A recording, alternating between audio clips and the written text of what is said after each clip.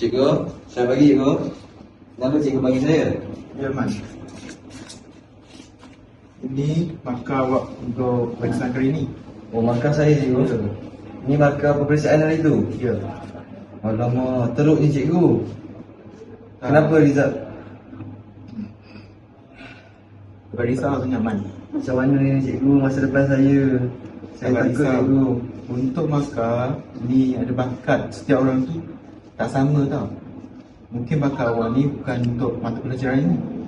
Maksudnya saya kena cuba cari benda lain lah cikgu kan? Ya, awak boleh cuba yang lain juga supaya anda dapat cungkil bakat awak yang tersembunyi tersebut. Baik cikgu. Terima kasih cikgu. Ya. Okey, cukup. Tengok sekali. Terima takhir, apa katanya dia? Wah, itu dia kemenangan untuk Malaysia. Cikgu! Tahniah, Man. Tengok, betul tak cikgu ni? Saya ikhlaskan awak. Kalah menang.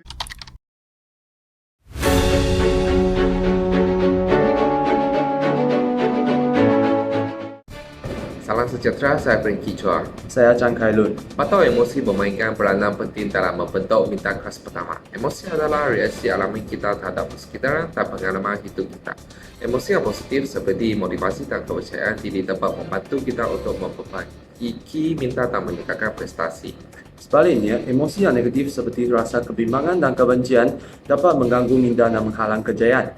Oleh itu, untuk membentuk minda kelas pertama, kita perlu memahami bagaimana meluruskan keperluan emosi seseorang. Beberapa cara untuk meluruskan emosi adalah dengan berlatih meditasi, mencari sokongan dan berbincang dengan orang yang dapat dipercayai dan memberikan kajaran pada diri sendiri apabila mencapai kejayaan. Dengan menguruskan emosi dengan baik, seseorang dapat memperbaiki minda mereka untuk mencapai matlamat mereka. Oleh itu, peranan faktor emosi sangat penting dalam membentuk minda kelas pertama. Sekian. Faktor seterusnya yang membentuk minda kelas pertama ialah faktor intelektual.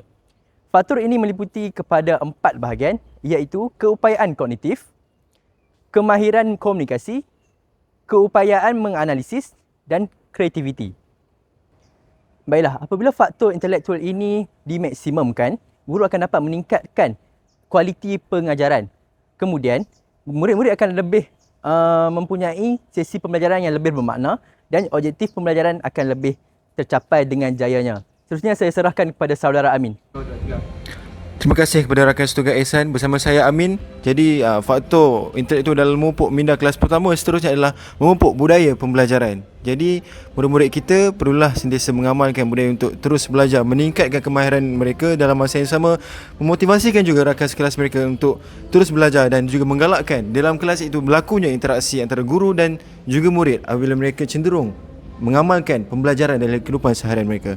Seterusnya yang kedua yang seterusnya adalah memupuk pemikiran kritis dan kreatif, di mana pelajar akan sentiasa memandang sesuatu perkara ataupun isu dalam pelbagai perspektif, pelbagai aspek. Mereka sangat kritis dalam melihat sesuatu perkara. Jadi ini secara tidak langsung dari segi faktor intelektual dapat memupuk minda kelas pertama.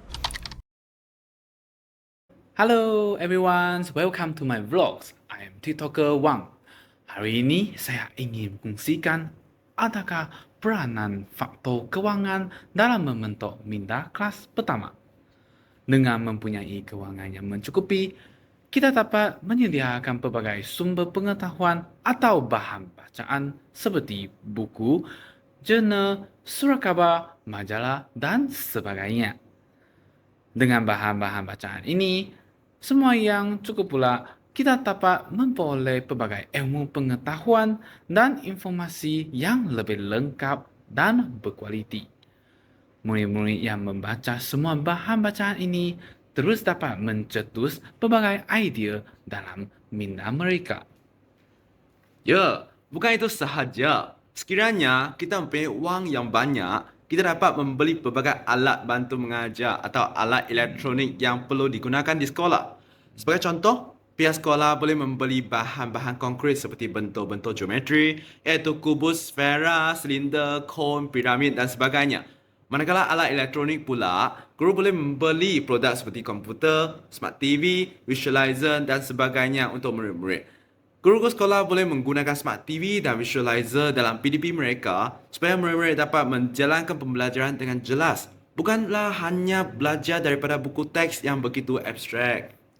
Ya, itu sahaja daripada saya. Sekian, terima kasih. Bye-bye. Kenapa muka Cikgu Leong nampak basah sangat?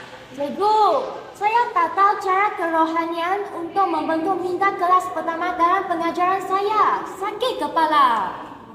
Yo, jangan risau Cikgu Leong. Biar saya kongsi dengan kamu. Kita haruslah mendedarkan anak murid kita tentang nilai kewarganegaraan. Peperangan dan penguasaan ilmu tentang negeri sendiri akan melahirkan murid yang patriotisme agar mereka tidak mudah terperi dengan unsur luar dan tidak patuh pada undang-undang negara kita. Bagus cadangan Cikgu Lin. Saya cadangkan Cikgu Leong untuk menerapkan isu-isu semasa dalam pengajaran kamu supaya dapat membentuk generasi muda yang kuat, jati diri, berfikiran di luar kotak dan sentiasa bersedia dengan dunia yang sentiasa berubah. Kita sebagai guru bertanggungjawab untuk membimbing murid dan membuka minda mereka tentang apa yang telah berlaku di sekeliling mereka.